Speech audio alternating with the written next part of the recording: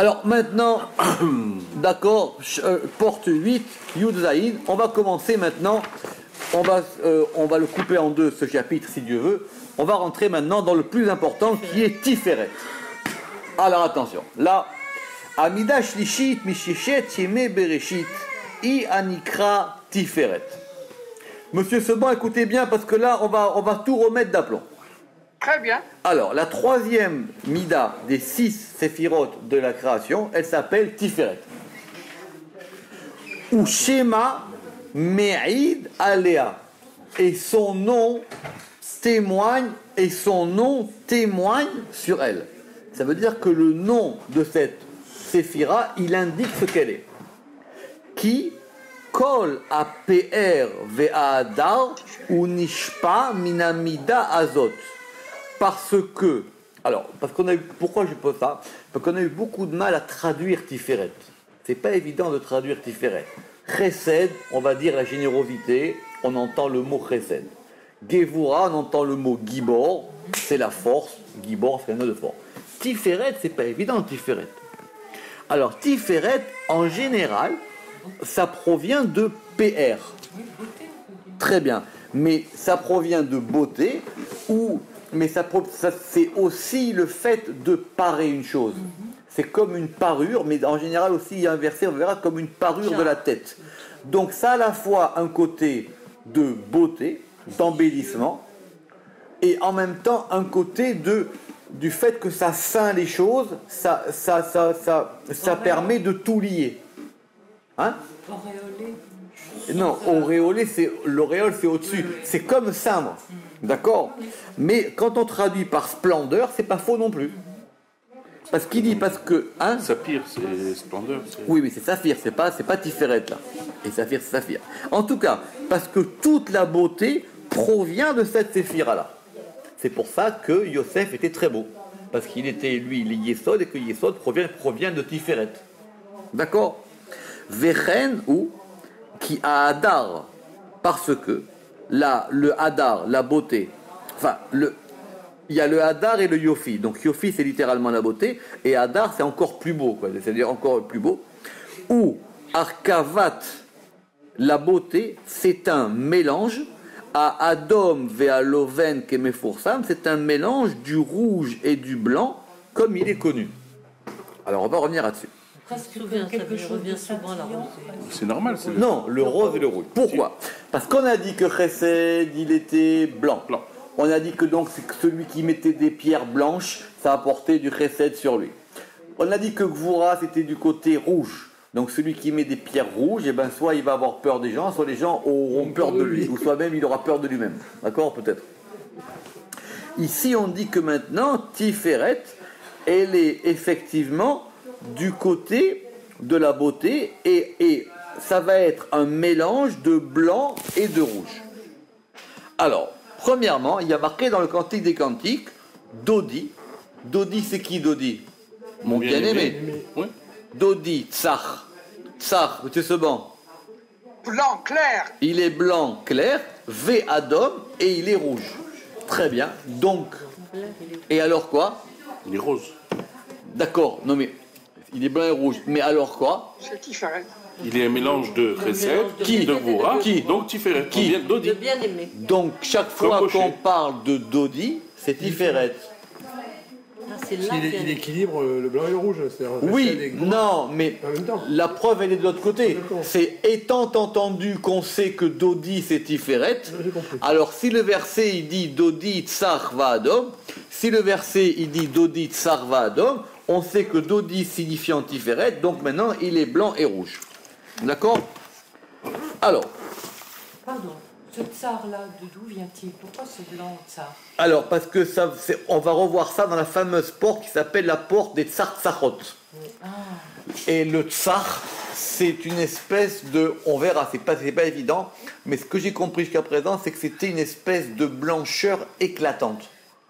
C'est pas l'Havane. Il y a le Lavane qui est le blanc, il y a le Loven qui est la blancheur, et il y a le Tsar qui a encore plus une espèce de blancheur blanc, Lumineux. qui va C'est correspondre, le blanc de blanc qui du va diamant. correspondre aux lumières les plus hautes de Keter. C'est le blanc Bien du que diamant. c'est compliqué, parce qu'on a dit aussi que Keter il pouvait être complètement noir, que tellement on voit rien. Hein? Ça peut être le blanc du diamant. Bon, en tout cas, tsar, effectivement, ça veut dire ça. Alors maintenant, Vekol inyane, arkavat aodem ve'alovan. Et tous les mélanges de rouge et de blanc proviennent de Tiferet. Em bamida azot. Kemo a avanim a yikarot, comme les pierres précieuses qui ont la couleur yarok. Alors, le yarok, c'est un sujet en soi. Parce que, On en a déjà parlé. et on va en reparler plein de fois. Pourquoi? Parce que la difficulté simple, c'est que si on traduit Yarok, normalement, Yarok, c'est du vert. Très bien. Or, si Yarok, c'est du vert, vous pouvez toujours mélanger du rouge et du blanc, vous n'obtiendrez jamais du vert. D'accord. Donc, le pshat le plus simple qu'on avait dit, c'est de dire que dans Tiferet, il y a deux aspects. Il y a un aspect dans lequel c'est un mélange de Tiferet, de Chesed et de Gvura, de blanc et de rouge, mais il n'est pas qu'un mélange. C'est pas 50-50. Si c'était que 50-50, il n'a pas de particularité en soi. Donc il a quelque chose en plus. Donc on va dire que c'était, on avait vu dans Tikkun HaZohar, que c'était comme le rayon vert du soleil. Et ce rayon vert du soleil, il pouvait être aussi rouge ou blanc. Simplement ici, le Ramak, et il aura les deux, il dit ici, Ayarok kechelmon betsa. C'est-à-dire un yarok qui serait, comme quoi, c'est quoi le chelmon? Le C'est jaune de l'œuf. Comme le jaune de l'œuf. Donc ça serait un jaune vert, ou en tout cas un jaune spécial. Or on voit bien ici que yarok, ça peut vouloir dire aussi jaune. Ceci dit, on n'est pas sorti de l'auberge. Parce que comment vous allez faire du jaune avec du rouge et du blanc? En mettant du bleu. Très bien du vert. Mais ce qui est drôle, c'est que les couleurs du saphir, c'est toutes les trois là. On mélange le rouge et Oui, mais même si on dit que c'est un mélange de, qu'on dit que c'est un mélange de chesed et de gvura, c'est-à-dire c'était du rouge et du blanc, on ne peut pas avoir du jaune. Non, il faut du bleu. Il dira même à un moment, que c'est comme le jaune du safran. C'est vrai que le jaune du safran, c'est ça, mais c'est un jaune un peu rouge, Orangé, ouais. un peu orangé. Donc ça pourrait peut-être se comprendre un petit peu. En tout cas, tout dépend des proportions. Alors, donc maintenant, cette couleur de jaune, qu'est-ce qu'elle a comme particularité? Chez Segulatam et la Shalom. C'est une couleur qui amène la paix. Donc si vous habillez en jaune, ça t'amène la paix. Pas vrai, Gilou, toi tu avais un costume jaune, ça amène le Shalom. Pourquoi? Kemo Sheamida Azot, parce que cette séphira de Tiferet, Mitaver Shalom Ben Aketzavot, c'est elle qui va, un tivour en hébreu c'est un intermédiaire, c'est elle qui va provoquer la paix entre les côtés. Donc notez que Tiferet c'est aussi lié à Shalom. Quand on va dire Ose Shalom Bimromav, ou quand on va dire Malaché à Shalom, chaque fois qu'on dira Shalom, Shalom c'est toujours lié à Tiferet. Et pourquoi ça s'appelle Shalom? Parce que Tiferet elle est sur l'axe central, et l'axe central il permet de faire la paix, d'être un intermédiaire entre le côté droit et le côté gauche. un médiateur. Exactement. Ve'aed Aaron, et de même, pardon, alors, Vechol ha'inyanim shegover ba'em ha'yesod ha'aviri. Maintenant, toutes les choses dans lesquelles le fondement de l'air, vous savez, dans les éléments, on avait dit que si le chesed c'était eau, si la gvura c'était esh, le tiferet c'est l'air. Donc toutes les choses qui ont qui proviennent majoritairement, parce que c'est toujours mélangé, mais qui proviennent majoritairement de l'élément de l'air, elles proviennent de Tiferet. Donc Tiferet est lié à la mida de l'air. Vechen à Torah, de même la Torah. Chaque fois qu'on parle de Torah, c'est Tiferet. Ah là, il va vite. De même la Torah. Chaque fois qu'on parle de Torah, c'est Tiferet. Vea Esekba, et le fait d'étudier la Torah, c'est Tiferet. Quelqu'un qui veut faire des progrès dans l'étude de la Torah ou qui doit s'adonner à l'étude de la Torah, ça provient du degré de Tiferet. Donc tout ça, Ve'aesekba, Teliata, il dépend de cette mida. Pourtant, il n'y a pas de Bina, la Torah, normalement. Ça peut provenir de beaucoup de... La Torah, elle provient de Chorma. Mais en tout cas, la Torah, d'ailleurs même, il va préciser après que Torah chez Birtav, plus précisément, la Torah écrite plus précisément, que Torah chez Béalpé, elle est au niveau de Malchut, mais tout ce qui est la Torah et tout ce qui est l'étude de la Torah, ça dépend de Tiferet. Donc si vous voulez être sage, vous allez, si vous voulez être, qu'est-ce qu'on avait dit? Celui qui veut être sage, il va au sud, celui qui veut être riche, il va au nord. Celui qui veut étudier la Torah, il va à l'est. D'accord? Bon, après on peut... Les autres, ils sont complètement à l'ouest. Exactement. Ve'aed, et pareil, le Haron, c'est-à-dire le Haron, là où on met le Sefer Torah, Asher Sam Luchot Aberit, qui était le Haron qu'il y avait dans le temple, dans lequel où on avait les tables de l'Alliance, il est mis où? On le met entre le nord et le sud. C'est-à-dire du côté de l'Est. On le met entre le nord et le sud, pour qu'il soit du côté de l'Est. Vedafka Torah chez Birtav. Mais précisément la Torah chez Birtav. Donc la Torah chez Béalpé, elle dépend de Malchut. Mais Torah chez Birtav, elle est du côté de Torah. C'est l'écrit. Oui. Ou bon, moi j'aime bien traduire la Torah qui est dans l'écrit. Torah chez Birtav. Ouais. Moi j'aime bien traduire comme ça. Alors maintenant, de cette Séphira vont dépendre aussi les enfants. Ve'abanim. Ve'abanim em teluyim bamida azot. Et les enfants dépendent de cette mida. C'est ça. Rotseloma, ça veut dire qui kacher yitpalel à Adam. Quand un homme il va prier et qu'il veut avoir des enfants. Yikaven beinyan sheta'ale tefilato el mazal ha'elyon.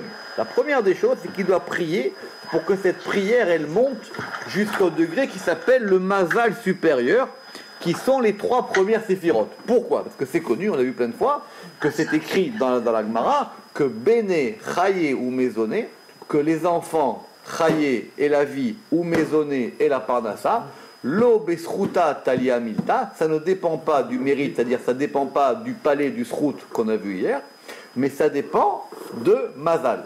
Or, c'est quoi le mazal? C'est pas le mazal, le mektoub, c'est le mazal, les 3 premières séphirotes d'en haut. D'accord? Shiu Gimel Rishonot. Chez Sham Abanim, parce que c'est là-bas que sont les Banim. Et on a vu hier dans les vues que quand on a dit Béné, Chaye ou Maisonné, ça correspondait chacun à une des 3 séphirotes. Comme on a dit, Béné, Chaye ou Maisonné, et là, Bemazla, Talia Milta. Alors, Velo Amrou, Ave Milta, de Mashma, Shem, Shamba, Mazal. On n'a pas dit que la chose, elle est dans le Mazal. On a dit quoi? Bene Chaye Umzone, la Besruta Talia Milta, et la Bemazla Talia Milta. La chose, elle dépend du Mazal. On n'a pas dit la chose, elle est dans le Mazal. Si on avait dit la chose, elle est dans le Mazal, on aurait compris que la chose, elle est dans le Keter Ormabina. Il dit la chose, elle dépend, elle est tolée. Or, tolée, ça veut dire quoi? Ça veut dire qu'elle est suspendue à ça. Et là, Talia, Deainu Teliatam, Aval, Mekomam ou Atiferet. Ça dépend des 3 premières, mais l'endroit où c'est dans Tiferet. Ça, c'est bon. Quand on a dit Béné Chaye Umzone, ça dépend pas du zérout, ça dépend pas du jugement, mais ça dépend du mazal. Il dit mais il n'y a pas marqué que c'est dans le mazal. Il dit ça dépend du mazal, oui, mais c'est quoi l'endroit où c'est dans Tiferet. Ah, et comment est-ce qu'on sait ça? Il dit c'est marqué dans toutes lettres, dans les Tikkun Hazohar. Il y a marqué Pané les Mizrach, celui qui se tourne vers l'est, or l'est est lié à Tiferet. Venatil les, et il prend pour lui Amouda d'Emsaïta, la colonne centrale. Donc notez que Tiferet, ça s'appelle aussi la colonne centrale. Venatil les Amouda d'Emsaïta, Vehatimbe, et il grave en lui Béné les enfants. Donc il y a bien effectivement, donc c'est lié aussi à Tiferet. La preuve, c'est que Yaakov, qui est du côté de Tiferet, eh ben lui, il a eu 12 enfants. Abraham, il a eu du mal à en avoir. Yitzhak, il en a eu du mal à en avoir. Yaakov, il a eu 12 enfants. Il était lié à ce degré de Tiferet. Quelqu'un qui est du degré de Tiferet, donc normalement, il aura beaucoup d'enfants. Que des deux. Si Dieu veut. Exactement. Ou Pshar Advarim, pourquoi? Comment on va expliquer ça? Kitsarich la'alot to'ar tefilato. Donc ça veut dire qu'il faut d'abord faire monter sa prière, enfin il faut faire monter la pureté de sa prière en haut au niveau de Mazal. Ve'az yitnulo, et après on lui donnera Miotsar Abanim, c'est-à-dire du réservoir d'enfants qui est dans Tiferet. Donc c'est qu'on demande d'en haut la clé de la porte dans Tiferet pour pouvoir avoir des enfants. La clé elle est en haut, mais ils sont stockés où, pour ainsi dire, dans le Hotsar. Le Hotsar il est où? Le réservoir il est où? Le réservoir il est dans Tiferet. Aelion Shiwa Keter, c'est? Non, ça c'est entre parenthèses, et ça doit rester une parenthèse. Elle est où la clé? Elle est dans les trois d'en haut. Parce qu'on a vu hier qu'il y a marqué Bene Chayi ou Maisonné. D'accord? Or, Bene Chayi ou Maisonné, on avait vu hier que c'était pas évident de savoir à quelle séphira correspondent. Or, ici, il dit que les enfants correspondent à Keter. Or, je pense pas qu'hier qu'on avait dit que les enfants c'était dans Keter. On avait vu Bina hier. Exactement. Et on avait vu la vie dans Keter. C'était ça? C'était Chaim dans Keter, les enfants dans Bina, et Maisonné dans Chochma. Oui. Exactement. Donc c'est pour ça que ça doit rester une parenthèse ici. Alors maintenant il dit pourquoi, il est possible.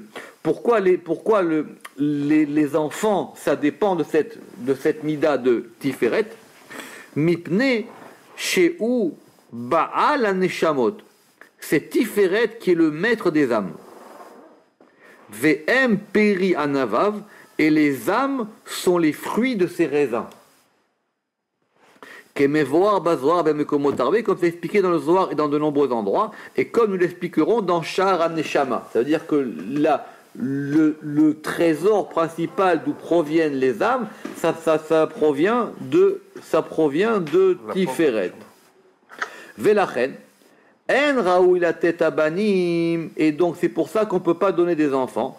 Imlo bereshut baala peri, si c'est pas avec l'autorisation du maître du fruit, qui sont les enfants. Shashpa tabanim em minam moar, parce que les enfants, ça provient du cerveau, qui va correspondre aux trois premières séphirotes d'en haut. Vechen makom aneshamot em bebina, et de même l'endroit des neshamot, c'est dans Bina. Velachen sarich la'alot à Tiferet et la Mazal. Mais en tout cas, ça va passer par Tiferet, et donc il faut faire monter ce degré de Tiferet vers le Mazal. Ve'aman, et par exemple, l'aman, qui est le pain qui descend du ciel, Aya yored l'Israël mitoch amida azot. La manne, elle descendait dans le désert par Tiferet. La preuve, c'est que l'Écriture le dit. Qu'est-ce qu'a dit l'Écriture? Ineni mamtir lachem lechem min hashamaim. Voici, je fais pleuvoir sur vous du pain des cieux. Or, ça veut dire quoi? Pourquoi est-ce qu'on sait que c'est Tiferet? Parce que les cieux sont liés à Tiferet. Donc notez que Shamaim aussi c'est Tiferet. Chaque fois qu'on dit Shamaim, c'est Tiferet aussi. Et pourquoi la manne tout d'un coup devient les Parce que juste, alors c'est une très très bonne question. C'est une très très très bonne question et on l'avait même posée. Je ne sais pas si on avait répondu à ça parce que il y a un degré où elle s'appelle man et non, et il y a un degré où elle s'appelle lechem. Je ne m'en souviens plus. Je ne m'en souviens plus. Il y a un degré où elle s'appelle man et un degré où elle s'appelle lechem. Simplement, eux, ils ont fait descendre de la man. C'est-à-dire que eux, en fin de compte, normalement, c'est la rosée qui se transforme en man, et cette man donne après du lechem. Simplement, eux, ils étaient tellement hauts qu'ils pouvaient directement prendre la rosée sans passer par le pain. Ah, ouais, d'accord. La rosée, c'est du côté d'Alexandrie. C'est pour ça. Et donc c'est pour ça qu'il y a marqué Ineni noten lachem lechem man. Ça s'appelle un lechem man. Ça s'appelle un pain de man. Donc des cieux, mina shamaim, c'est Tiferet. Donc dans le verset on dit je vous le fais descendre de Tiferet. Ou mes peulot amida azot em shefa aneshamot. Et d'autres et des actions de cette séphira proviennent l'influx des âmes par l'union de Tiferet et Malchut. Alors, parce qu'on va rentrer, parce que c'est vrai que la fonction principale de Tiferet, c'est de s'unir avec la Malchut. Ve'u inyan nimsa, el shete midot haele. Et donc, et cette chose-là se trouve dans ces deux séphirotes, ma shelo nimsa bezulatam, ce qui ne se trouve dans aucune autre séphira, si ce n'est Chochma et Bina. Et rappelez-vous, on avait parlé de ça à propos de ce verset de Bati Legani, vous vous rappelez le zivou d'en haut et le zivou d'en bas, et c'est-à-dire, et les réhim, et les compagnons, et les amis, etc. Et donc, effectivement, Ve'ainyan, Kemo Shebiyarnu Le'aïd Beperek Yud Gimel, et effectivement, ça, c'était comme nous l'avions expliqué dans le chapitre 13, Sha'yichud Azeh, que cette union-là, Eno ke inyan yichud vekesher sha'ar asfirot, que l'union de Tiferet et Malchut n'est pas comme celle des autres séphirot, et là où inyan meshubar, mais simplement c'est une union meshubar importante, ke inyan ayichud, comme l'union d'un homme avec une femme, shetitchached aish imishto baet azivuk shu shefa shemashpia, parce que c'est un influx qui va influer, ou min hashefa aou, et par cet influx, yitave toldot varma, ça va créer vraiment des engendrements, ça va porter des fruits. Ve'ainyan azeh ou mamash bechorma et bina. Maintenant, l'engendrement principal du masculin et du féminin, qui lui est le principal, on a vu que c'était chorma et bina. Et d'ailleurs, c'est She'em Mechunim Etzel Rashbi Pamaim Rabot, et qu'on va nommer plusieurs fois dans le Zohar en les appelant le père et la mère. Abba Ilaha Ve'ima Ilaha.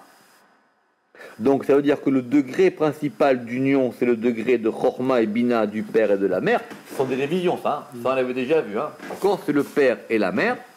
Ve'ainyan. Et pourquoi? Parce que qui beis daveg a Chochma ima Bina, parce que dans l'union de Chochma avec la Bina, yit ave misham avayot ruchaniot, ça va créer des êtres spirituels, Chochma et Bina. Vechen aya beinyan asfirot. Et de même, à propos des séphirot, ba'et shenet salu mina Bina. Parce que les sphirotes, elles proviennent tous de Bina. Parce que Bina, c'est la mer. Ça vous rappelez.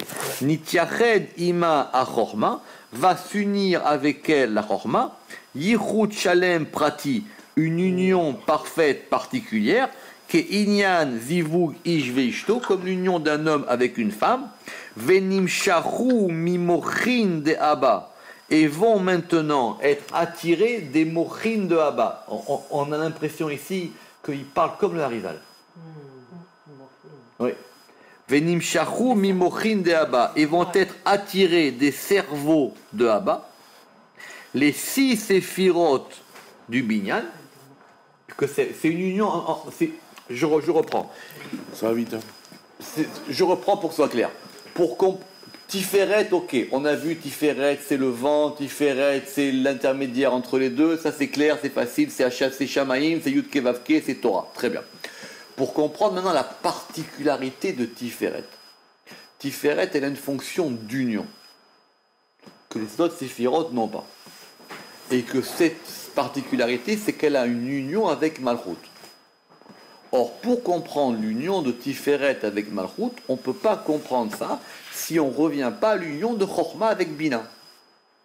Or, l'union de Chochma avec Bina, elle s'appelle quoi? Elle s'appelle l'union de Abba avec Ima. Très bien. Maintenant, dans cette union, qu'est-ce qui se passe?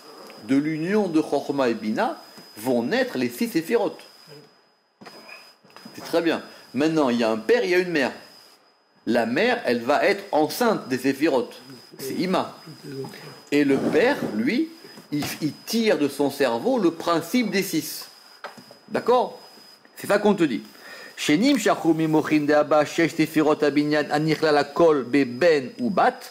Et tout ça, ça va former un garçon et une fille qu'on va appeler les deux visages. Arif et... Non, Zeiranpin Zeir et Anpin. Nouva. Nouvelle Et nous, Malroute, quoi. Donc, ça veut dire, il y a le père et la mère, Abba et Ima, Chochma et Bina. Maintenant, soit on voit ça en disant que les deux, ça va former 6 séphirotes, ou soit on dit non, ils ont eu un garçon et une fille. Ce garçon, il s'appelle Tiferet, qui contient en lui les 6 séphirotes, et la fille, elle s'appelle Malchut. D'accord? Et ça, on va les appeler les deux visages. Le visage du garçon, le visage de la fille. Ve'ainu shepiresh arashbi binyan tiferet aban aben. Et c'est ça qu'on a expliqué dans le Zohar. Quand on a dit que Tiferet, c'est quoi? C'est le fils chez Nimshar qui est attiré, Mimo'ar Ha'av, qui est attiré du cerveau du père.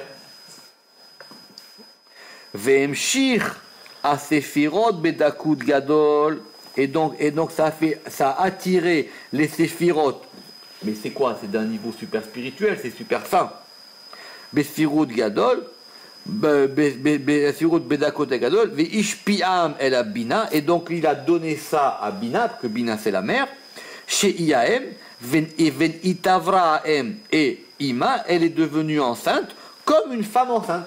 Keisham ou beret, comme une femme qui devient enceinte. Ok. Alors maintenant, qu'est-ce qui se passe dans une femme enceinte? C'est que le bébé, il va commencer à se développer. Ou kemo she'atsamim babeten amlea. Hammelea.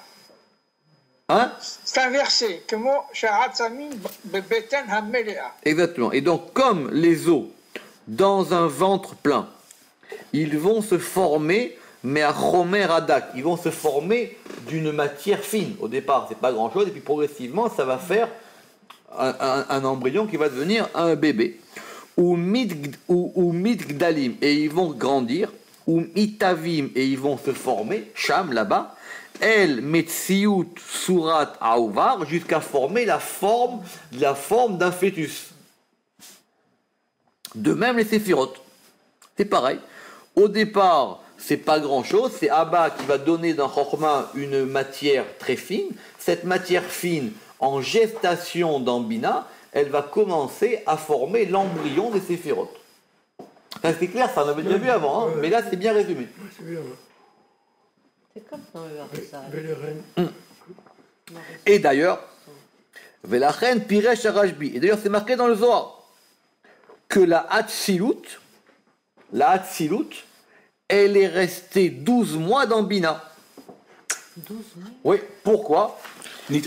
Niet Akev, c'est ça? Nitakev, elle est restée, elle a été empêchée, elle a été bloquée là-bas, elle a été retenue 12 mois dans Bina. Pourquoi? Parce que, doucement, il va expliquer. Yud Bet Rodashim, parce que dans la Gemara, on va dire, il y a plusieurs termes pour la grossesse. C'est soit 6, soit 7, soit 9, soit 12. Pour un être humain. Les stades. Ouais. Et donc, Ve'aïbour agadol sheba adam ou yud bet chodesh. Et la plus grande période la plus grande de gestation pour un homme, c'est 12 mois. Comme on a marqué dans la Gemara. Donc, il y a eu la gestation dans Bina, elle a duré 12 mois. Ve'katavnu ama'amar beshar atzmut ve'kelim. Ve'sham bidvarnu she'en advarim kepshutam. Il dit ça, on l'a déjà expliqué. Et on a dit qu'il ne fallait pas entendre 12 mois au sens de 12 mois de 12 mois de 30 jours. C'était peut-être plus compliqué que ça. D'accord? Mais en tout cas, il fallait que ça passe par 12. 12 séquences. D'accord. Velachen em bachochma ve'abina. Et donc voilà qu'est-ce qu'il en est dans Chochma et dans Bina. Av va'em, le père et la mère de toute Hatzilut.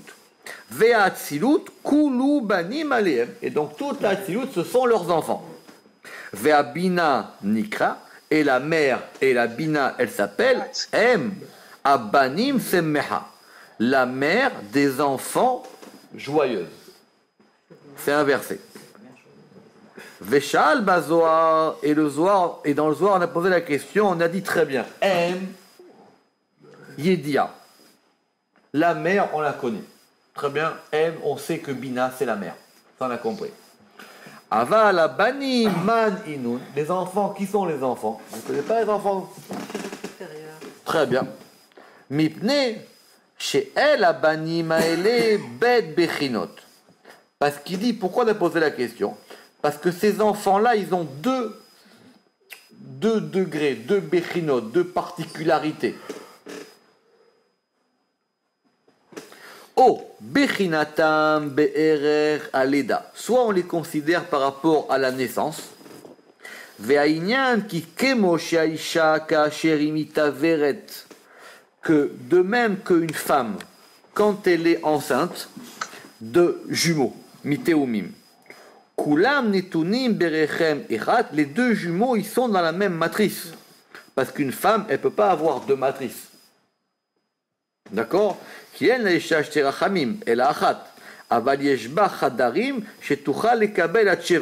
il dit là-bas, il y a la place jusqu'à 7. Apparemment, une femme peut avoir que jusqu'à des sextuplés. Et de même, c'est comme ça que le peuple d'Israël est vérifié. Et de même dans la Bina. Kulam nichlalim ke'echad. Dans la Bina, ils sont tous inclus en un. Be'et iburam au moment de la gestation shama. Avala emet, mais la vérité, chez em chadarim rabbim. La vérité, c'est qu'il y a de nombreuses chambres. Des chadarim. Des chadarim. Il y a de nombreux compartiments. Comme on a dit, ou beda'at chadarim yemaleu. Et par le da'at, les chadarim, les pièces, elles se remplissent. Que c'est le da'at qui permet de distribuer les choses. Or, les pièces, elles sont où? Elles sont dans Bina. Comme on a vu dans la porte, est-ce que le Ensof, il est Keter? Ok. Venarzor el Aïnyan. Et revenons à notre sujet. Ki beyotam sham nichlalim kulam bedou partufim. Puisqu'ils sont maintenant là-bas les deux. C'est-à-dire les deux, le garçon et la fille. Ils sont là-bas. Ve'acharet setam. Et une fois maintenant qu'ils vont sortir, ba'et ha'atzilut, au moment de l'émanation, em nifratim les shiva, ils vont se séparer en 7. Et oui, il a raison. Oui, il a raison, parce que si on voit les choses comme étant un garçon et une fille, on va avoir Tiferet et Malchut. Or, comment on va concevoir que Tiferet il conçoit 6 lui-même? Donc, c'est 2 qui deviennent 7. Elle devient 1, et lui devient 6. Exactement. Velachen Amar, et c'est pour ça qu'on a dit dans le Zohar, Banim Man Inun, les enfants, quels sont-ils? C'est pour ça qu'on dit qu'est-ce que c'est les enfants. Ima Bechina Apenimid Ve'em Nichlalim Bedou. Soit on regarde du point de vue de l'intériorité, et il n'y en a que 2. O Abechina Achitsona, ou le point de vue extérieur, chez Iyachar Aleda, qui est après l'accouchement, Ve'em Nifratim Beshiva, ils sont 7. Ve'tiret Sham Le'nyanenu En Sham, et là-bas c'est expliqué. Mais qu'est-ce qu'on veut ici? On veut ici comprendre que Tiferet, il provient de Chorma, et que c'est Chorma qui a donné à Bina pour faire sortir Tiferet. C'est pour ça que bien qu'il ne soit pas sur le même axe, il y a un lien direct entre Tiferet et Chorma. De même manière qu'il y a un lien direct entre la Torah et Chorma. Or, s'il y a un lien entre Torah et Chorma, il y a un lien entre Tiferet et Chorma. Et par exemple, Léa. Léa, elle correspond à Bina. Donc notez que Léa, elle correspond à Bina. Veine Léa, Aïta bemakom à Bina qu'envoie bedivrei Arashbi. D'accord? Rachel, elle correspond à Malchut, et Léa, elle correspond à Bina. Veyesh ata lishol. Et maintenant, il faut qu'on pose une question. On va juste voir cette question, et après on va arrêter. Ve'each nit avra mi Yaakov sheu atiferet ve'u aben. C'est-à-dire, Bina c'est la mère, c'est Léa. Très bien. Yaakov c'est quoi? C'est Tiferet, c'est le fils. Alors comment la mère elle peut être enceinte du fils? comment Yaakov il a pu effectivement faire une union avec Léa. Rappelez-vous que Yaakov, lui, ne voulait que Rachel. Oui. Yaakov, il était attiré dès le départ par Rachel, parce qu'il savait que lui, il est Tiferet, il savait que Rachel, elle est Malchut, donc naturellement, il a été attiré par ce côté-là. Et d'ailleurs, c'est de Rachel qui va avoir Yosef et Binyamin, qui sont les enfants qui vont porter tout l'édifice. D'accord? Mais maintenant, il se trouve qu'il a une deuxième femme, qui s'appelle Léa.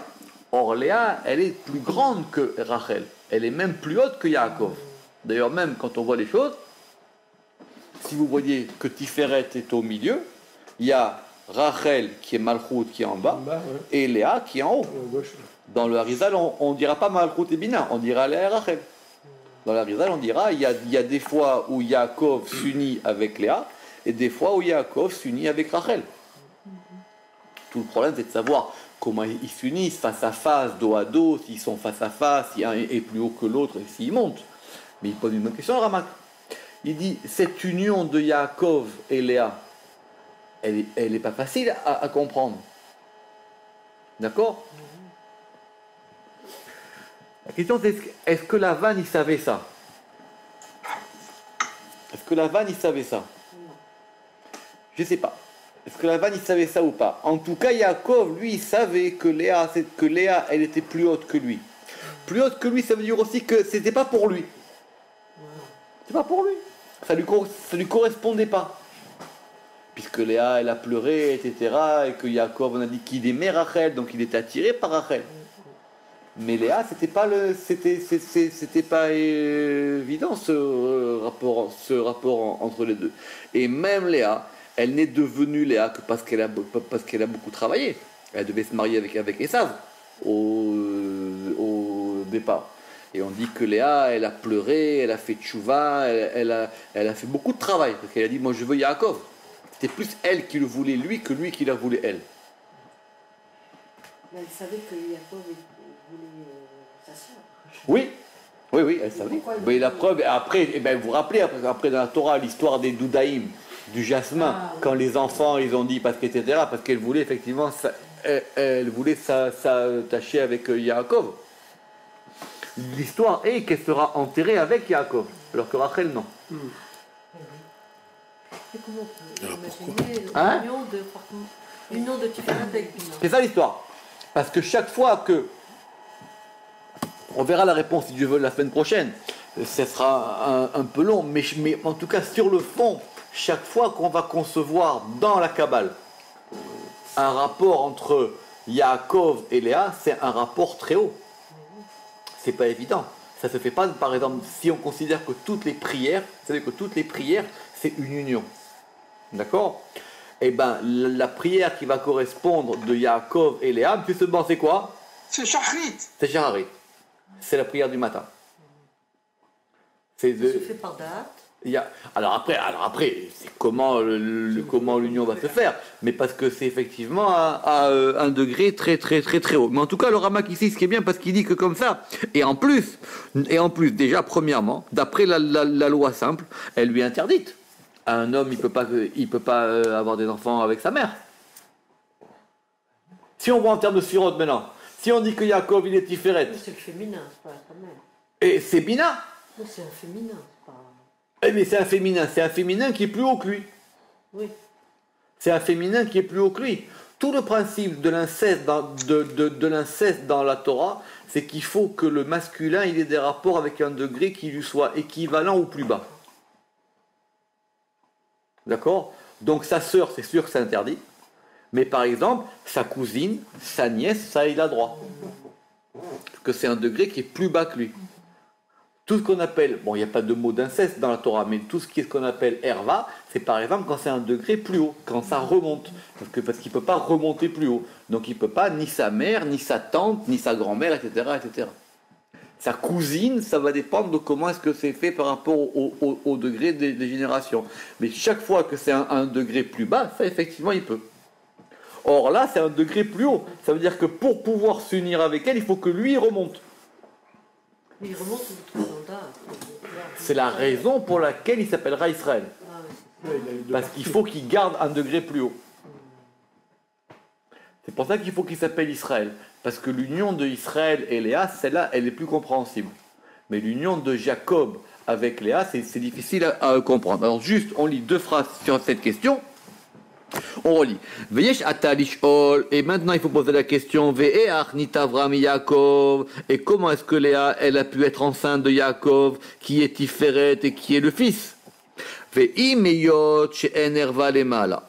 Alors il dit, mais on peut quand même dire que le principe de erva, il n'existe pas dans les sphirotes. C'est que chez les hommes. Im kolze en bef charliot. De toutes les manières, cela ne peut pas se faire. Ki im eyot sheyichuda ben ve'aem mutar. Alors, un homme, il a le droit de s'isoler avec sa mère. On n'a pas peur qu'il fasse de bêtises. D'accord? Donc, bien qu'il fasse, ça veut dire, imeyot sheyichuda ben ve'aem mutar. Et arefshar shetitaber le shalom ha'em et ben ve'u ben atzmo. Comment est-ce que c'est possible que maintenant cette union elle se fasse en paix et que la mère elle puisse accoucher du fils et elle va accoucher de quoi? Du fils aussi. Que ça va faire différente encore. D'accord? Alors, on verra la semaine prochaine, si Dieu veut, que ça, effectivement, ça se passe par un intermédiaire qui s'appelle Da'at. Baruch Adonai Leolam. Amen ve Amen.